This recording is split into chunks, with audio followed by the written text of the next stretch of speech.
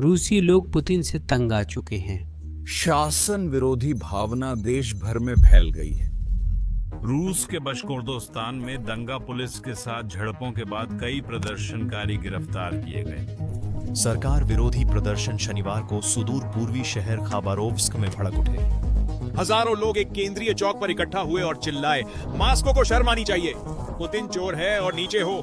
जारका सालों तक अपने देश को धीरे धीरे बिखरते देखने के बावजूद ज्यादातर रूसियों ने अपनी निराशा अपने तक ही रखी। लेकिन अब परिस्थितियां बदल गई हैं, दबाव बढ़ गया है और अब सभी बोलना शुरू कर रहे हैं। इसमें आम नागरिकों के साथ साथ वे सैनिक और युद्ध संवाददाता भी शामिल हैं जो पहले क्रेमलिन के कट्टर समर्थक थे। व्लादिमीर पुतिन, जो इतने लंबे समय तक अजेय लगते थे, अब धीरे धीरे अपनी सत्ता पर पकड़ खोते जा रहे हैं। इस वीडियो में हम देखेंगे कि लोगों की चुपचाप नाराजगी कैसे तेज आवाज में बदल रही है। हम उन छोटे छोटे पलों की गहराई में उतरेंगे जिन्होंने हमें इस उबाल तक पहुंचाया है। काफी समय तक पुतिन रूस की वापसी का चेहरा थे। सोवियत संघ के विघटन के बाद देश में व्याप्त अराजकता और अपमान के बीच पुतिन ने एक वादे के साथ कदम रखा। वह गर्व वापस लाएंगे, वह रूस को फिर से मजबूत बनाएंगे और कुछ समय के लिए ऐसा लग रहा था कि वह अपना वादा निभा रहे हैं। वह एक सख्त पूर्व केजीबी अधिकारी थे जो हमेशा नियंत्रण में रहते थे और पश्चिम को आंखें दिखाते थे। लोगों ने उन्हें टीवी पर घोड़े की सवारी करते विश्व नेताओं से मिलते देखा और उन्हें विश्वास था कि वही सब कुछ संभालते हैं। 2000 के दशक में उनकी अर्थव्यवस्था मजबूत हुई, तेल के दाम ऊंचे थे और धन प्रवाह जारी था। शहर अधिक चमकीले बन गए, पेंशन मिलनी प्रारंभ हुई और अनेक रूसियों के लिए यही पर्याप्त था। उनकी जिंदगी सुधर चुकी थी, इसीलिए उन्होंने ज्यादा सवाल नहीं किए। पुतिन ने रूस को फिर से रूस होने का एहसास कराया। वो सिर्फ एक नेता नहीं थे। पुतिन ने अपनी छवि को निरंतर मजबूत किया। 2014 में जब रूस ने क्रीमिया पर कब्जा किया तो पुतिन की लोकप्रियता बढ़कर चरम पर पहुंच गई और लोगों को गर्व महसूस हुआ। उन्होंने इसे अपना हक पाने, पश्चिम के विरुद्ध खड़े होने और दुनिया को रूस की ताकत दिखाने के रूप में देखा। उस समय के सर्वेक्षणों में उनकी लोकप्रियता 80% से अधिक थी। सड़कों पर झंडे और देशभक्ति गीत भरे पड़े थे। यह सिर्फ क्रीमिया के बारे में नहीं था, बल्कि पुतिन के लिए फिर से विजेता बनने का एहसास था। उन्हें पता था कि इस कार्ड को कैसे खेलना है। राज्य टीवी ने उन्हें एक अभेद्य और त्रुटिहीन शक्तिशाली व्यक्ति के रूप में चित्रित किया। पश्चिमी देशों की पाबंदियों और कार्यकर्ताओं के विरोध जैसे बिगड़े हालातों को उन्होंने नजरअंदाज किया। सिस्टम मजबूत था, मीडिया उनके नियंत्रण में था, पुलिस वफादार थी। अधिकांश रूसियों के लिए वह ही एकमात्र विकल्प थे और वे संतुष्ट थे। लेकिन वो समय अलग था और अब हालात अलग महसूस होते हैं। क्रीमिया से जो गर्व मिला था वह अब फीका पड़ चुका है। मजबूती और स्थिरता का वादा अब टूटने लगा है और वही लोग अब उतना झंडा नहीं लहरा रहे। लोग किराना खरीदने के लिए कतार में खड़े हैं, बढ़ती कीमतों को देख रहे हैं। वे सोच रहे हैं कि किराया कैसे चुकाएं। वे सुन रहे हैं कि बेटे और भाई उस युद्ध में भेजे जा रहे हैं जो कुछ ही दिनों में खत्म होने वाला था, लेकिन सालों से चलता आ रहा है। जो लोग कभी देशभक्त थे अब संघर्ष में हैं। खबरों में अब जीत की चर्चा नहीं होती। अब खबरों में रणनीतिक बदलावों या अस्थायी झटकों की बात होती है। अब सबसे वफादार समर्थक भी सवाल उठा रहे हैं। घर में चाय के साथ धीमी आवाज में कुछ हो रहा है, ज्यादा शोर शराबा नहीं है। इतना समय क्यों लग रहा है? ऐसा क्यों लगता है कि कीमत हम ही चुका रहे हैं? जब भी हम ऐसे मुद्दों पर चर्चा करते हैं, रूसी बॉट्स वीडियो को तुरंत डिसलाइक करके उसकी रीच कम कर देते हैं। इसीलिए अगर आप एक सेकंड निकालकर नीचे दिए गए लाइक और सब्सक्राइब बटन को दबा दें तो बहुत मदद मिलेगी। यह वाकई में हमारी बहुत मदद करता है। हम सभी की सराहना करते हैं। आइए यूक्रेन की जंग पर ध्यान दें जो बाकी सब कुछ भड़का रही है। 2022 में जब आक्रमण शुरू हुआ, क्रेमलिन ने इसे एक त्वरित काम बताया था, एक विशेष सैन्य अभियान जिसमें कुछ ही दिनों या अधिकतम 2 हफ्तों में कीव पर कब्जा करने की बात कही गई थी। सरकारी टीवी ने निर्णायक विजय का वादा किया था जिस पर कई रूसियों ने विश्वास किया। उन्हें लगा था कि रूस की विशाल सेना यूक्रेन पर आसानी से कब्जा कर लेगी। वे ऐसा क्यों नहीं सोचते? पुतिन ने पहले भी ऐसा किया है और 2014 में क्रीमिया के विलय की यादें ताजा हैं, लेकिन वह 3 साल से अधिक पुरानी बात है। तेजी से जीत कभी नहीं मिली। युद्ध एक लंबी भयानक जद्दोजहद में तब्दील हो गया जिसमें जीवन, धन और आशा सब कुछ नष्ट हो गया। युद्ध के प्रचार का तरीका भी वास्तविकता से कितनी दूर है यह दर्शाता है। रूसी मीडिया ने टीवी और रेडियो पर सैनिकों के बच्चों को मिठाई देने और टैंकों से झंडे लहराने के दृश्य दिखा दिए, लेकिन बहुत से परिवारों को सिर्फ अस्पष्ट फोन कॉल्स मिले। उसके बाद खामोशी और फिर मौत की सूचना। दिखावे और हकीकत के बीच का अंतर आंतरिक रोष पैदा कर रहा है। स्थिति की गंभीरता को देखते हुए पुतिन ने इस साल मई में एक पूरी तरह से ग्रीष्मकालीन आक्रमण की योजना बनाई, जिसका उद्देश्य यूक्रेन के सुमी, खार्किव और डिनिप्रोपेट्रोव्स्क क्षेत्रों में और अधिक जमीन पर कब्जा करना था। कुछ लोग यह भी फुसफुसा रहे थे कि शरद ऋतु की बारिश से पहले ही ओडेसा पहुंच जाना चाहिए, वरना सड़कें कीचड़ में बदल जाएंगी। यह साहसी लगा, मानो परिस्थितियां बदलने का अवसर हो। अफवाहों के मुताबिक उत्तर कोरियाई सैनिक सीमा सुरक्षा का प्रशिक्षण ले रहे हैं ताकि रूसी सैनिकों को युद्ध के लिए भेजा जा सके। जनरल स्टाफ नए भर्ती सैनिकों, भारी हथियारों और यूक्रेन की रक्षा को तोड़ने की थोड़ी सी किस्मत पर निर्भर था। परिस्थिति उनकी सोच के अनुरूप नहीं है। जमीनी स्थिति बहुत गंभीर है और अब यह छिपाना मुश्किल हो रहा है कि रूस असल में कितना पीछे है। सैन्य अधिकारी अव्यवस्था के कारण नाराज हैं और अपनी आवाज उठा रहे हैं। कुछ मिलिट्री एनालिस्ट जैसे मैक्सिम कालिशनिकोव, जो पहले इस युद्ध के पक्ष में थे, अब इसे एक कल्पना बता रहे हैं। उनका मानना है कि अभियान पहले ही बिखर रहा है और यह स्पष्ट है कि वे उस शासन की आलोचना क्यों कर रहे हैं जिसका वे पहले समर्थक थे। सब कुछ गलत हो रहा है और इसकी वजह गलतियां और अत्यधिक आत्मविश्वास है। शुरुआत में रूस ने हमला शुरू किया, लेकिन उसकी वायुसेना, जो पहले ताकत का प्रतीक थी, अब संघर्ष कर रही है। पायलटों पर अधिक कार्यभार है, समन्वय खराब है और यूक्रेन की वायु रक्षा काफी मजबूत है। इसी समय यूक्रेन में एक ड्रोन युद्ध भी चल रहा है, जिससे आकाश मौत का जाल बन रहा है। छोटे ड्रोन कुछ हाथ से बनाए हुए युद्ध के मैदान में तेजी से उड़कर टैंक, ट्रक और सैनिकों पर विस्फोटक गिराते हैं। रूसी इसे मौत का इलाका कहते हैं, एक ऐसा क्षेत्र जो इतना खतरनाक है कि वहां जाना मृत्यु को आमंत्रित करने जैसा है। 3 सैनिक युद्ध में जाते हैं, केवल एक ही वापस लौटता है, वह भी खुद को भाग्यशाली मानता है अगर उसे कोई खाई मिल जाए। यूक्रेन के असीम हैमर और फ्रांस के बम जैसे कोलाइड बम सस्ते लेकिन जानलेवा हैं। यूक्रेनी सेना रूसी मोर्चों को भेदते हुए आगे बढ़ रही है और रूस की वायु रक्षा प्रणाली उनका सामना करने में विफल रही है। इन रणनीतियों से बड़ी संख्या में रूसी सैनिक मारे जा रहे हैं। यूक्रेनी अनुमान के अनुसार गर्मियों के हमले के शुरू होने के बाद से 31,000 से ज्यादा रूसी सैनिक मारे जा चुके हैं। कुछ ही महीनों में इतनी अधिक मौतें हुई, यह सोचना भी मुश्किल है। 2022 से अब तक रूस को लगभग 10 लाख हताहतों का नुकसान हुआ है। यह तो पूरी की पूरी युवा पीढ़ी है, चली गई। परिवारों को उनके पुरुष सदस्यों के बारे में जानकारी मिल रही है और कब्रिस्तान भर रहे हैं। सोशल मीडिया पर सैनिकों के वीडियो हैं जिनमें वे जीत का जश्न नहीं मना रहे, बल्कि आपूर्ति मांग रहे या बेतुके आदेशों को कोस रहे हैं। शुरुआती आक्रमण की तरह रूस का गर्मियों का हमला ताकत दिखाने के लिए था, लेकिन यह एक बड़ी गलती साबित हो रहा है। दसियों हजार रूसी सैनिक कुछ छोटे गांवों और थोड़ी सी जमीन के लिए मारे गए। किस लिए? यह न केवल दुखद है, बल्कि पुतिन के लिए बेहद शर्मनाक भी है। उन्होंने फिर से बड़े वादों के साथ एक विशाल युद्ध छेड़ा, पर अंततः उन्हें भारी क्षति सहनी पड़ी। क्रेमलिन द्वारा बड़ा बनाए गए उस अभियान को केवल कुछ महीने ही हुए हैं और अब हर जगह लोग पूछ रहे हैं, जब कुछ हासिल नहीं हो रहा तो लड़ाई जारी रखने का क्या मतलब है? यही कारण है कि यह गर्मियों का हमला केवल युद्ध का एक और अध्याय नहीं है। यह वह क्षण है जब या तो सब कुछ एकजुट रहता है या टूटना शुरू हो जाता है। अब पुतिन के लिए यह भूमि हासिल करने की बात नहीं रह गई है। यह साबित करने की बात है कि उनकी व्यवस्था दबाव में भी काम कर सकती है। सेना अब भी उनकी सुनती है और अर्थव्यवस्था युद्ध को सहारा दे सकती है। यदि यह अंतिम प्रयास विफल होता है तो यह न केवल युद्ध के मैदान पर एक झटका होगा, बल्कि उनकी अंतिम आशा का भी अंत होगा। यह एक संकेत होगा कि रूस के पीछे की मशीनरी, नेतृत्व, संस्थाएं, पूरी व्यवस्था अब काम नहीं कर रही है। यह रूस के लोगों के दिल में पहले से मौजूद विश्वास का अंतिम प्रमाण होगा। यह सिर्फ एक सैन्य अभियान नहीं, बल्कि नियंत्रण फिर से हासिल करने या उसे खोने के नतीजों का सामना करने की एक समय सीमा है। क्रेमलिन के अंदर हर कोई इसे जानता है। इस गर्मी के हमले और युद्ध के तरीके दोनों ही दुखद हैं। रूसी सेना पुरानी सोवियत युग की रणनीतियों का उपयोग कर रही है, जो यूक्रेन की आधुनिक रणनीति के सामने अप्रभावी साबित हो रही हैं। भ्रष्टाचार स्थिति को और खराब करता है। अधिकारी उपकरणों के लिए मिले धन को हड़प लेते हैं, जिससे सैनिकों के पास कबाड़ ही रह जाता है। भाई भतीजावाद से काबिल लोगों के बजाय जुड़े लोगों को जिम्मेदारी मिलती है। फिर मीट असॉल्ट्स जैसी रणनीतियां आती हैं। ये 3 या 4 सैनिकों के छोटे छोटे समूह होते हैं, जिन्हें अक्सर ठीक से ट्रेनिंग भी नहीं दी जाती और इन्हें यूक्रेनी खाइयों पर हमला करने भेज दिया जाता है। नाम से ही सब कुछ साफ हो जाता है।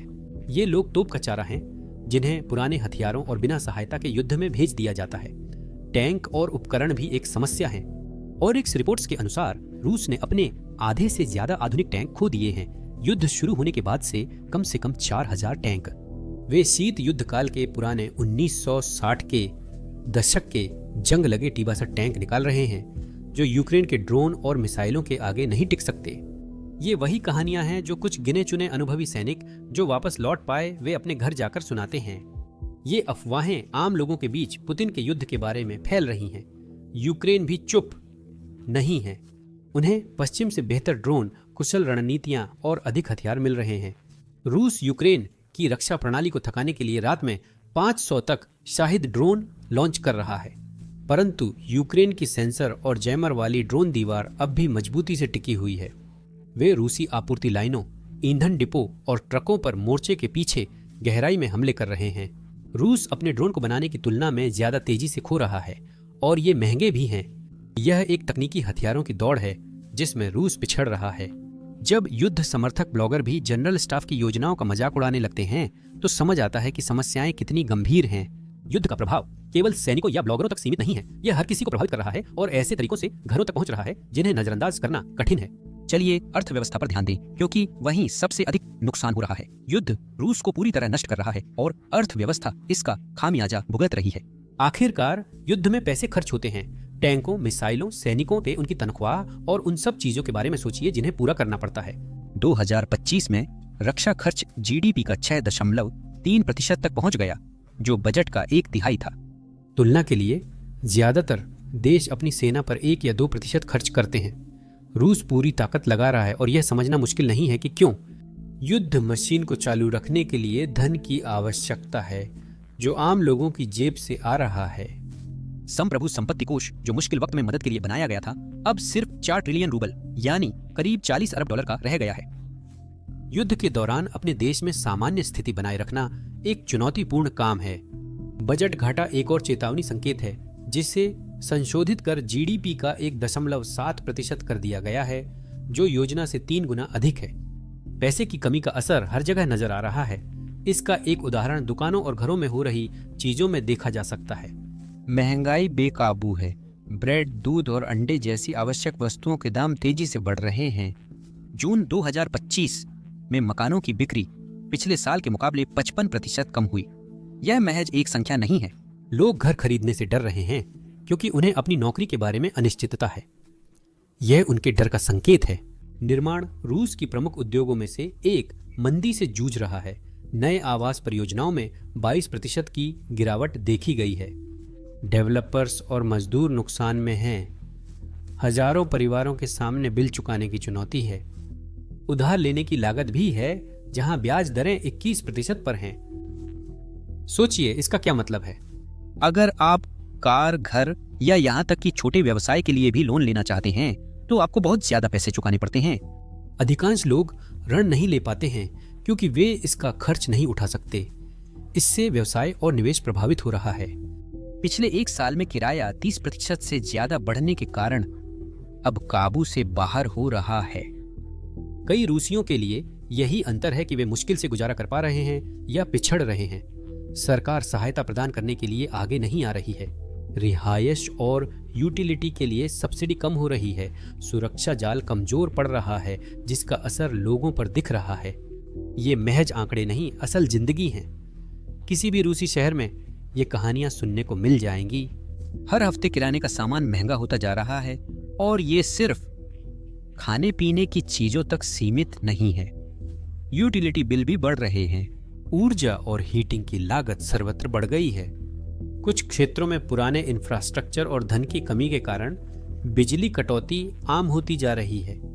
जनवरी 2025 में रूसी ऊर्जा मंत्रालय ने स्वीकार किया कि देश के 40% पावर ग्रिड्स मरम्मत के लिए योग्य हैं, लेकिन युद्ध बजट को खा रहा है, इसलिए वे मरम्मतें नहीं हो पा रही हैं।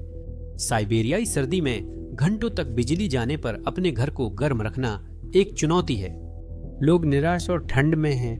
अब वे सरकार को दोषी ठहरा रहे हैं। रूस की अर्थव्यवस्था गंभीर स्थिति में है। इसका एक प्रमुख संकेत है देश में पर्याप्त स्वास्थ्य सेवाओं और अस्पतालों में आवश्यक सामग्री की कमी। मॉस्को और सेंट पीटर्सबर्ग के बाहर पट्टियां, सिरिंज या एंटीबायोटिक्स जैसी बुनियादी चीजें मिलना कठिन है।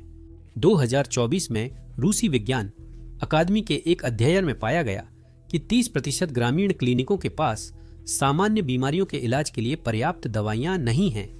इंसुलिन या हृदय की दवा जैसी विशेष चीजों के लिए केवल भगवान ही सहारा है। लोग घंटों की यात्रा कर बड़े शहरों में दवाओं से भरी फार्मेसी की तलाश में जा रहे हैं। वृद्ध रूसियों के लिए यह एक बुरा सपना है। पेंशन महंगाई के साथ नहीं बढ़ी है और ज्यादातर पेंशन लगभग 20,000 रूबल प्रतिमाह है, जो मौजूदा विनिमय दर पर करीब $200 के बराबर है। किराया और खाना भी जुगाड़ना मुश्किल है, दवाइयां तो दूर की बात है। सोशल मीडिया पर पेंशनधारियों द्वारा मदद की गुहार और दवाइयों को बांट कर लंबे समय तक चलाने की कहानियां आम हैं। ये लोग अब पुतिन के लिए तालियां नहीं बजा रहे, बस किसी तरह अपना गुजारा करने की कोशिश कर रहे हैं। अब इन रोजमर्रा की जिंदगी की चिंताओं के साथ एक और चीज जोड़ लीजिए, भर्ती, कंस्क्रिप्शन।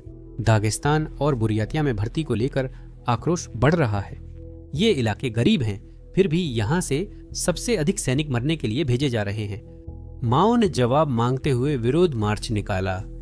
शोक में डूबे परिवारों के वायरल वीडियो को सरकारी मीडिया अनदेखा करने की कोशिश कर रहा है। क्रेमलिन ने सोचा कि ये आवाजें छोटी हैं, लेकिन जब वे एक साथ बोलती हैं तो तेज हो जाती हैं। युद्ध को सैनिकों की आवश्यकता है और क्रेमलिन निर्दयता से और अधिक लोगों को बुला रहा है। 2022 में पुतिन ने 3 लाख पुरुषों को युद्ध में भेजने के लिए आंशिक लामबंदी का आदेश दिया। इससे अफरा तफरी मच गई क्योंकि लाखों लोग देश छोड़कर भागने लगे, जिससे हवाई अड्डे और सीमा चौकियां भर गईं। तब से भर्ती रुक नहीं पाई है। हर कुछ महीनों में एक और लहर की चर्चा होती है।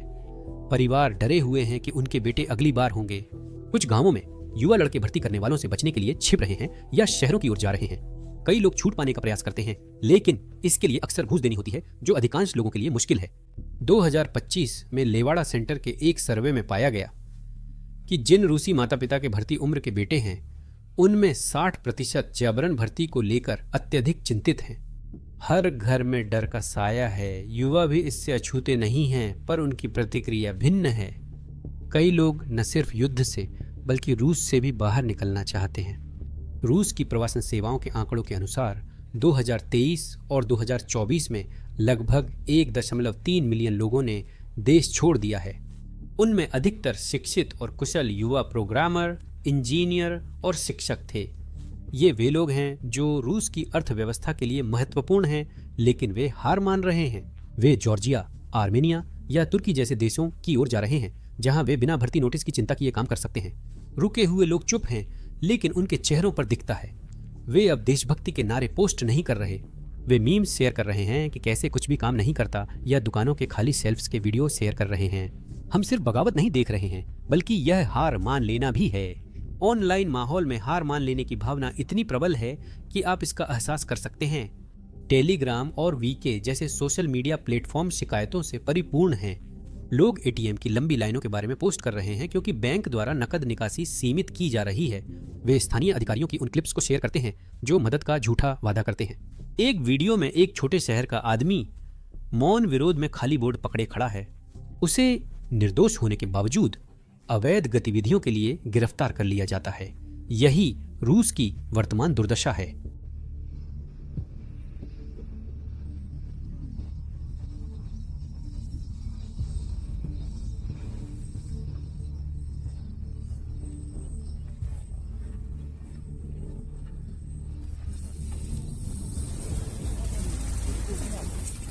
मौन विरोध अब अधिक बार हो रहा है।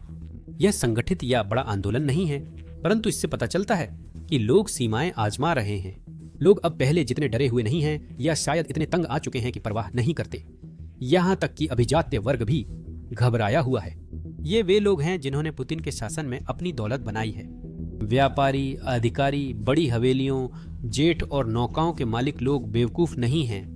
लोग अर्थव्यवस्था को डगमगाते देख और सड़कों से असंतोष की आवाजें सुन रहे हैं।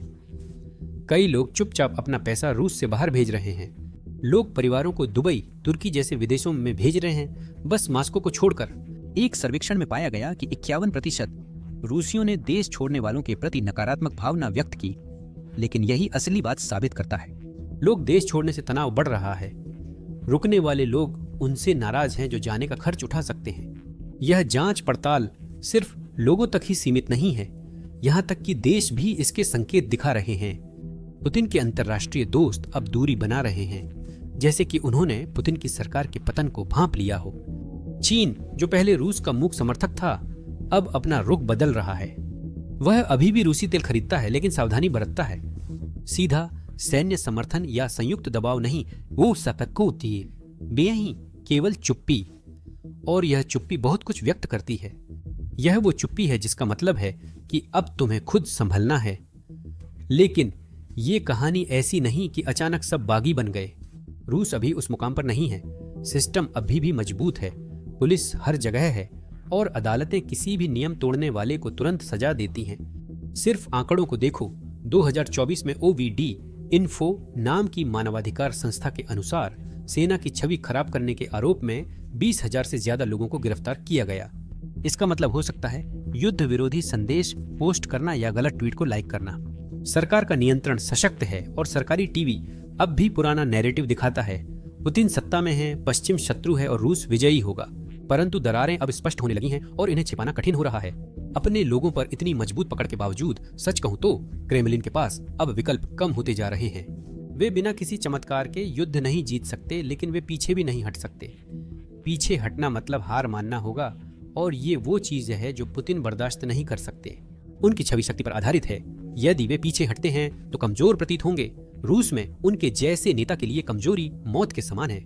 लगता है कि पश्चिम देश पहले थक जाएंगे और यूक्रेन को हथियार भेजना रोक देंगे। लेकिन अब तक ऐसा नहीं हो रहा है। नाटो प्रतिबद्ध है और यूक्रेन हार नहीं मान रहा है। हर महीने रूस की स्थिति और खराब होती जा रही है। लोग अब प्रचार की सच्चाई समझ रहे हैं। सरकारी टीवी चाहे जितना भी प्रयास करे, कुछ समय बाद उसकी बातें निरर्थक लगती हैं। जब आपको बताया जाता है कि युद्ध अच्छा चल रहा है, लेकिन आपका चचेरा भाई ताबूत में लौटता है, तो आपको लगता है कि कोई झूठ बोल रहा है। जब उसके चारों ओर सब कुछ बिखर रहा है, जैसा कि हम देख रहे हैं, यही वजह है कि जिस गर्मी के हमले का हमने पहले जिक्र किया था, वह पुतिन के लिए इतना मायने रखता है। यह सिर्फ इलाके की बात नहीं, बल्कि रफ्तार की बात है। अगर रूस जल्द प्रगति नहीं दिखाता तो वह पूरी कहानी खोने का जोखिम उठाता है। एक बार नियंत्रण खोने पर उसे फिर से पाना मुश्किल है। लोग सवाल पूछेंगे और सहयोगी अपनी सुरक्षा की फिक्र करने लगेंगे। नौकरशाही टालमटोल करने लगती है और पूरा सिस्टम बहकने लगता है। इसमें समय का भी बड़ा महत्व है। पतझड़ बारिश, कीचड़ और रसद समस्याएं लाता है। सर्दी ईंधन की कमी और बजटीय दबाव लेकर आती है। अगर पुतिन को जल्द नतीजे नहीं मिलते तो उन्हें राजनीतिक और सैन्य स्तर पर रक्षात्मक रुख अपनाना होगा। जब आप नेतृत्व करने के बजाय प्रतिक्रिया देने लगते हैं तो यह खतरनाक और कमजोर बना देता है। एक व्यक्ति की छवि पर आधारित सिस्टम में कमजोरी को कभी प्रदर्शित नहीं किया जा सकता। एक सर्वे के अनुसार 2025 में केवल 27% रूसियों ने कहा कि वे सरकार पर पूरी तरह भरोसा करते हैं, जो 2020 में 53% था। यह एक बड़ी गिरावट है।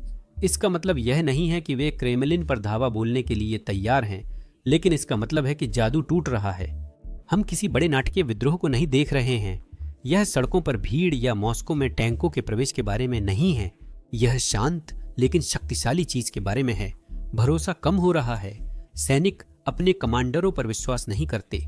नागरिकों को खबरों पर भरोसा नहीं है। यहाँ तक कि उच्च वर्ग के लोगों को भी भविष्य पर भरोसा नहीं है। बस अब कोई भरोसा बचा ही नहीं है। भरोसा टूटने पर उसे फिर से पाना कठिन होता है। रूस जैसी व्यवस्था एक रात में नहीं ढहती। वे धीरे धीरे कमजोर होते जाते हैं, जब तक कि एक दिन बोझ अधिक नहीं हो जाता। किसी को नहीं पता वो दिन कब आएगा, लेकिन संकेत सर्वत्र हैं। अर्थव्यवस्था बिगड़ रही है, युद्ध विफल हो रहा है और लोग एक दूसरे से दूर हो रहे हैं। और जब एक व्यवस्था जो सिर्फ एक आदमी पर टिकी हो अंदर से खोखली होने लगती है, तो उसे गिराने के लिए ज्यादा कुछ नहीं चाहिए। सत्य यह है कि पतन शांति से आएगा, न कि विस्फोट के साथ। खामोशी पहले ही शुरू हो गई है।